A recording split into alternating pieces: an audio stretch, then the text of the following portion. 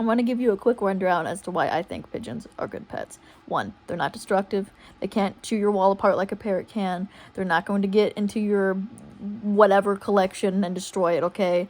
They also have no physical strength, okay? The way pigeons defend themselves is mainly by pecking and wing chopping. They cannot maliciously use their talons either, so if they ever accidentally get you with their talon, 9 times out of 10, I would rest assured that it was definitely not intentional. I've never seen a pigeon ever be able to use their talons in a violent way.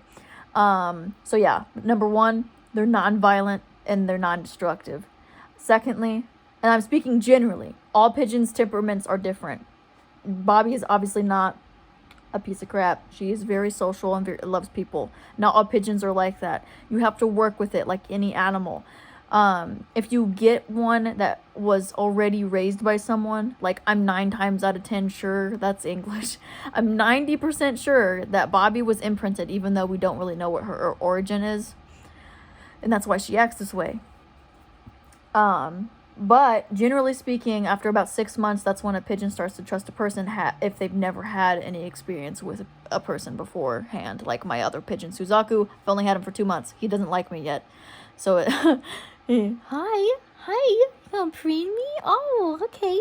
But, yeah, so non-violent, non-destructive. They are not as intelligent as parrots. Hi, thanks. They're not as intelligent as parrots, which some people might find, not as enthralling. But let's be real. When you get an animal, you want to play with it, you want to pet it. And you can't tell me this is not entertaining. So, I'm gonna keep losing my train of thought. So because they're not as intelligent as parrots, you do not have to replace their toys every month or rearrange their cage so that they still get entertainment out of it, because parrots get bored. Pigeons also get bored, but they're pretty content just spending time with you or flying outside the cage and exploring your bedroom. Like, they're not gonna, so long as you give them time outside the cage, generally speaking, a pigeon's pretty happy. That is like pretty much it. 3 hours a day minimum, absolute minimum, and they're generally pretty okay, from my experience, which isn't a lot. So yeah, do your own research, guys. But yeah, non-destructive, non-violent, generally speaking. They are not high maintenance when it comes to toys, which saves you money. Some pigeons like toys. Bobby likes likes fluffy balls. I don't know what it is, but she likes fluffy balls. And Suzaku doesn't like toys. I have not found a toy this man likes. Hi. Mwah. He likes foraging toys, which you can make out of toilet paper rolls. It's very simple. Basically, you cut up a piece of toilet paper roll or whatever and put seeds in it, and then they peck it and they get enjoyment out of that. So it's very simple. Again, I enjoy how simple it is for them to get happiness out of things.